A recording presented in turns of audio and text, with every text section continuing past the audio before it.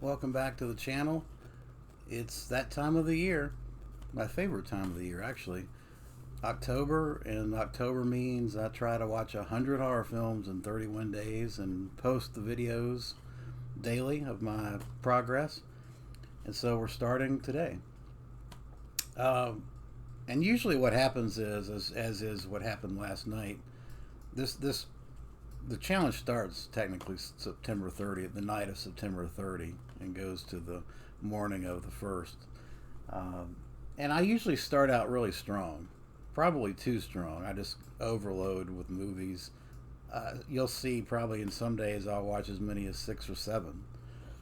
And then towards the end of the month, I'll burn out and slow down, particularly once I've kind of hit my mark. So, but last night was no exception. I got in four films. The first is 2020's The Maid. And this comes from my buddy Turi, T Money 86. I'll leave a link to his channel below in the comments. Great guy. Love his updates. I mean, he's the most prolific purchaser of Blu-rays uh, that I know on YouTube. I mean, he's just it's amazing.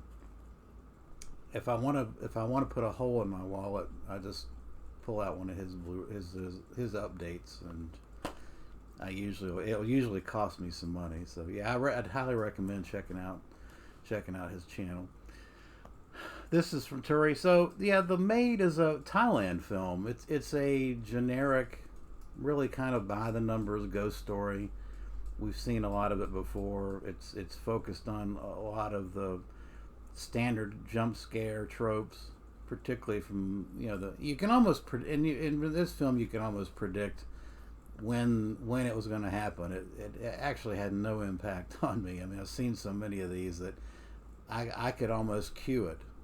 I predicted at least 70% of the jump scares, and when the music cue, that screeching music cue, you've either got fast edits, some combination of fast edits along with the screeching music to try to scare you. So this film definitely follows kind of that textbook of Junon and Grudge and Conjuring and all the kind of ghostly films, which makes you think that probably I didn't like it. I actually did like it.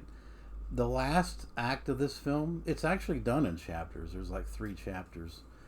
The first two acts, particularly the first act, where it's setting the stage with a lot of the jump scares, I didn't particularly care for. But I would tell you, stick with this one, because the last 30 minutes, this thing turns into a revenge story, and it's brutal as hell. Really good stuff. I enjoyed it. So it kind of salvaged it, saved the day for me. The story is about a girl that's a maid for a rich couple, and ironically enough, she actually is the maid. The former maid that she replaced was her sister. So I'm going to leave it right there. But yeah, I give it a 6 out of 10. It's a good one-time watch. Nothing spectacular. It's very predictable. But the last 30 minutes, yeah, I'm going to give it a thumbs up. The only special features on this is a deleted scene. So yeah, that's The Maid 2020 Thailand film. Not too bad.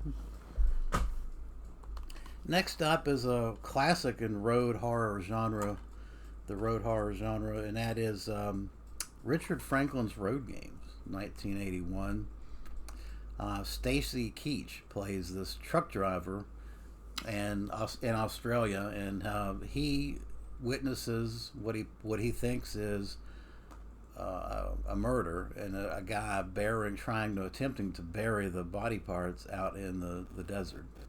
He runs into Jamie Lee Curtis, and things kind of evolve from there. Fun film. I mean, if you didn't have Stacy Keach in it, I'm not sure what you would have. He makes the movie, but it's a fun film. A little tame. I mean, it's actually more to me of a crime noir thriller than it is a horror movie. I mean, the horror is very subdued and tame once you get past the initial kill. But it's a fun film, and Stacy Keach is great in it. Fantastic. The interplay between him and Jamie Lee Curtis is fantastic. And although the ending apparently was not what Richard Franklin intended, I like the ending. I think it was good. A lot of special features on this Umbrella release, which I've gone through before. There's audio commentary and interviews. Scream Factory also has this release as well, if you want to go that route. Yeah, that's an 8 out of 10. Give it an 8 out of 10. Good film. I started out the night with what I think is the granddaddy of horror. This is the film for me that started it all. And when I say started it all, what I'm saying is the acceptance, the popular acceptance of horror as mainstream, and the widespread popularity of horror that which resulted in more studios spending more money on that genre. Before this film, you've got great horror, but I don't think you had anything that kind of created that pivot point. And I'm talking about Frankenstein, 1931. A classic, obviously, and a film that really, to me, jump-started mainstream horror. Everything after that has to pay homage to Frankenstein, 1931. I grew up on the film, watched it so many times. I almost have the entire dialogue of the film memorized by heart. I mean, it's just, I've seen it so many times. It's a great film. Colin. One thing I'd like to talk about, though, Dwight Frye. Not enough people talk about his portrayal as Fritz the Hunchback. He was fantastic in it. He may be the best Hunchback in film history. I'm not excluding Lon Chaney Sr. in The Hunchback of Notre Dame and excluding Charles Lawton in The Hunchback. I'm not talking about that. I'm talking about as far as the Hunchback as kind of the assistant to Frankenstein, that type of thing. I think he was the best. I think he was fantastic in this, and doesn't get enough accolades. And of course, Colin Clive is Dr. Frankenstein. Fantastic. I mean, he's just great in it. But this came from the Universal 30 film box set, Blu-ray box set.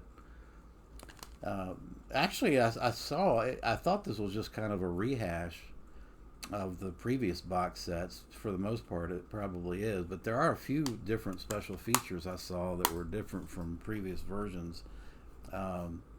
They've got like a monster tracker with a lot of inserts of information as you watch the film and things like that. Great film. It's what makes this film, I think, is it took all the influences from Germany. Karl Freund influences, the Gothic influences from a set and lighting perspective. And that's, to me, what makes the film is the fantastic acting and the sets and the Gothic atmosphere. It's just masterpiece, man. 10 out of 10. Love it. I am going to watch, I can already tell you now, I'm going to try to watch one Universal film a day through 31 days. So next up, Bride of Frankenstein. 10 out of 10. And then another 10 out of 10, and that is La Belle La Bête, The Beauty and the Beast, 1946. Great romantic story. This is, again, a very atmospheric and but from the angle of fantasy. I mean, this creates I think this version of Beauty and the Beast is hands down the best, mainly because of the portrayal of the beast, and as well as the sets and the atmosphere. This film does a wonderful job of putting you in the setting of this film, and you're accepting that you're in this fantasy, and it's fantastic, just fantastic. Gorgeous film. John Cocteau directed it. 10 out of 10. This is a Criterion release, and I am doing a Criterion series. I believe this is spine number 5, I think. So I probably will record another video just talking about this film, but this is a must-own. To me, it's not really horror. I mean, you got a guy dressed up like a werewolf, basically. But for the most part, this is a romantic story, but a damn good one. Damn good one. fantastic. I will say this: I think that of course, the story. I shouldn't have to rehash this story. Everybody should know it. You got this girl that's one of three sisters, and the two of the sisters make her the maid, and she has to serve them, wait on the other two sisters hand and foot until she runs into the beast who catapults her into riches. And but yeah, I think the two girls that played like the evil sisters was maybe a little over the top, maybe a little heavy-handed. But other than that, nitpick, I think this is a masterpiece. 10 out of 10. All right, well that's gonna do it for the prelims to day one, and look forward to this all the way through. Hopefully I can keep up, and hope you enjoy the series, and let me know your thoughts below in the comments. Thanks for watching.